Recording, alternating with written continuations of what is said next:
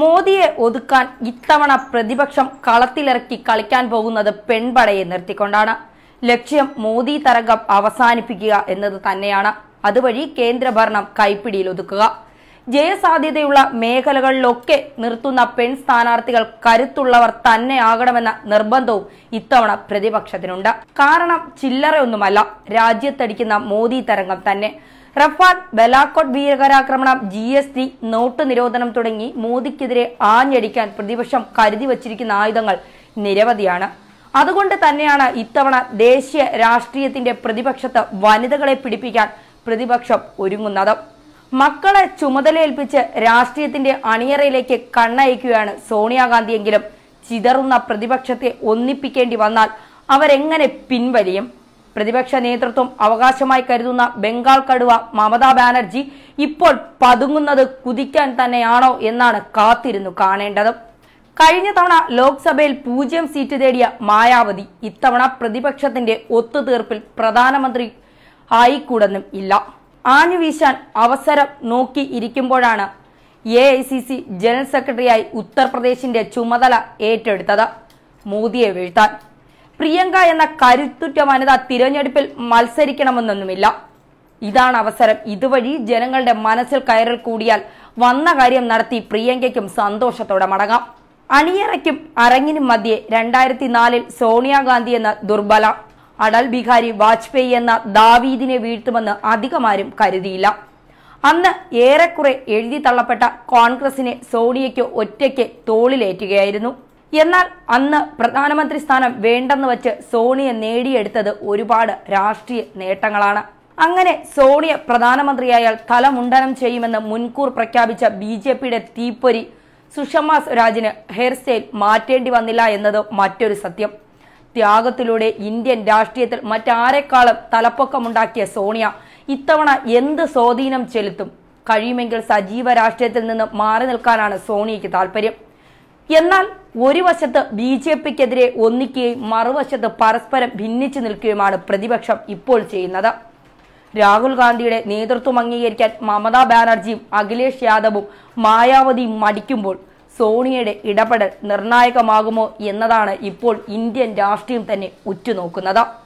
കോൺഗ്രസിനെ രക്ഷിക്കുകയെന്ന 1998 പാർട്ടി അധ്യക്ഷ സ്ഥാനമേറ്റ വിമുഖയായ വീട്ടമ്മ പ്രതിപക്ഷ ഐക്യമെന്ന ലക്ഷ്യത്തോടെ അണിയറ വിടാനാണ് സാധ്യതകൾ. എന്നാൽ പരസ്യമായ മോഹം, രഹസ്യമായ തന്ത്രവും ഉൾപ്പെട്ടുള്ള മമതാ ബാനർജിയുടെ പ്രധാനമന്ത്രി പദ സ്വപ്നങ്ങൾ അണിയറയിൽ തങ്ങി നിൽക്കുന്ന രഹസ്യമല്ല. കഴിഞ്ഞ ലോക്സഭാ തെരഞ്ഞെടുപ്പിൽ ബംഗാളിൽ മോദി തരംഗത്തെ ഒറ്റയ്ക്ക് ചേർത്തുനിന്ന് പ്രതിപക്ഷത്ത് കോൺഗ്രസിന് തൊട്ടു പിന്നിൽ രണ്ടാമതെത്തിയപ്പോഴേ അവർ അത് പരസ്യപ്പെടുത്തിയതുമാണ്. ഇപ്പോൾ പ്രതിപക്ഷം വിശാല സഖ്യത്തിന്റെ സൂചന കാട്ടാത്തതുകൊണ്ട് തൽക്കാലം അക്കാര്യം പുറത്തു പറയുന്നില്ലെന്നേ ഉള്ളൂ. ബംഗാളിൽ 30-ലേറെ സീറ്റുകൾ വീണ്ടും നേടുകയും ആ സീറ്റുകൾ പ്രതിപക്ഷ കൂട്ടായ്മയ്ക്ക് നിർണായകമാവുകയും ചെയ്താൽ നേതൃദൗത്യമേൽക്കാൻ മമതയിലെ രാഷ്ട്രീയക്കാരി തയ്യാറുമാണ്. BJPക്കെതിരെ കൊള്ളിയാനാവുകയും കോൺഗ്രസിനോടും ഇടതുപക്ഷത്തോടും അകലെ എന്ന് കൽപ്പിക്കുകയും പ്രതിപക്ഷ നേതൃത്വത്തിലേക്ക് ചുവടൂന്നുകയും ചെയ്യുന്നതിലെ ചാതുര്യം ഒന്ന് കാണേണ്ടത് തന്നെയാണ്. ലോക്സഭയിൽ പരമാവധി സീറ്റ് കഴിയുമെങ്കിൽ കഴിഞ്ഞ തവണ കിട്ടിയ 33-നേക്കാൾ ഒന്ന് കൂടുതൽ, ബാക്കി പിന്നാലെ വരും. ദീദിയുടെ അടിയന്തര തന്ത്രം തൃണമൂൽ നേതാക്കൾ വെളിപ്പെടുത്തുന്നു. തലയെടുപ്പ് രാഷ്ട്രീയ മുഖത്തിൽ മായാവതി മമതയേക്കാൾ ഒരു പിടി മുന്നിലാണെങ്കിലേ ഉള്ളൂ. കഴിഞ്ഞ ലോക്സഭയിൽ ഒറ്റ സീറ്റില്ലാതെ സംപൂജിയായ പാർട്ടിയുടെ നേതാവ് ഇത്തവണ പ്രധാനമന്ത്രി സ്ഥാനാർത്ഥിയാകണമെന്ന വിശേഷണം ഇതിനകം സമ്പാദിച്ചിരിക്കുന്നു. കോൺഗ്രസുമായി ചേർന്നാൽ അപകടമെന്ന് അഖിലേഷ് യാദവിനെ ബോധ്യപ്പെടുത്തിയതായിരുന്നു അടുത്ത കാലത്ത് മായാവതിയുടെ സഫലമായ രാഷ്ട്രീയ നീക്കം. ഭാവിയിൽ ഈ സഖ്യത്തിനൊരു മുഖ്യമന്ത്രി ഉണ്ടായാൽ അതാര് എന്ന ചോദ്യത്തിന് മായാവതി എന്ന് മറുപടി പറയാൻ അഖിലേഷിന് ഒട്ടും മടിയില്ല. പ്രധാനമന്ത്രിയാകാൻ മായാവതി യോഗ്യയോ എന്ന ചോദ്യത്തിനും എതിരഭിപ്രായമൊന്നുമില്ല. രാംവിലാസ് പസ്വാൻ മുതൽ പ്രകാശ് അംബേദ്കർ വരെ ദളിത് നേതാക്കൾ പലരുമുണ്ടെങ്കിലും അവർ മായാവതിക്ക് പിന്നിൽ നിൽക്കും. UPയിൽ നിന്ന് മാന്യമായ സീറ്റ് സഖ്യവുമായി അവർ തലയുയർത്തിക്കൂടുന്നുമില്ല. അങ്ങനെയെങ്കിൽ മായാവതി പ്രതിപക്ഷത്തിന്റെ പ്രധാനമന്ത്രി സ്ഥാനാർത്ഥിയാകും. രാജ്യത്തിന്റെ ആദ്യ ദളിത് പ്രധാനമന്ത്രിയാകും. എന്നാൽ പ്രിയങ്ക ഗാന്ധി എന്ന വജ്രായുധം ലക്ഷ്യവേദിയായാൽ എന്തൊക്കെ സംഭവിക്കില്ല? സഹോദരൻ പകുത്തു നൽകിയ UPയുടെ രാഷ്ട്രീയ ഭൂമി അവർ ഉഴുതുമറിക്കുമെന്ന് കരുതുന്നവരിൽ കോൺഗ്രസുകാരല്ലാത്തവരുമുണ്ട് എന്നതാണ് മറ്റൊരു സത്യം. സമാജ്വാദി നേതാവ് അഖിലേഷ് യാദവ് പോലുമുണ്ട് അതിൽ. യു.പിയിലെ 80 സീറ്റുകൾ പകുത്തെടുത്ത അഖിലേഷും മായാവതിയും കോൺഗ്രസിന് ബാക്കി വെച്ചത് 2 സീറ്റുകളാണ്. രാഹുലിന്റെ അമേഠിയും സോണിയയുടെ റായ്ബറേലിയും ഗാന്ധി കുടുംബത്തിലെ സ്വാഭാവിക രാഷ്ട്രീയക്കാരി ഇതിനെ ആദരവായല്ല കാണുന്നത്, അപമാനമായാണ്. അതിന് പകരം ചോദിക്കണമെങ്കിൽ കോൺഗ്രസിനെ പ്രതാപത്തിലേക്ക് തിരികെ എത്തിക്കണം. അത് പ്രിയങ്കയ്ക്ക് നന്നായി അറിയാം.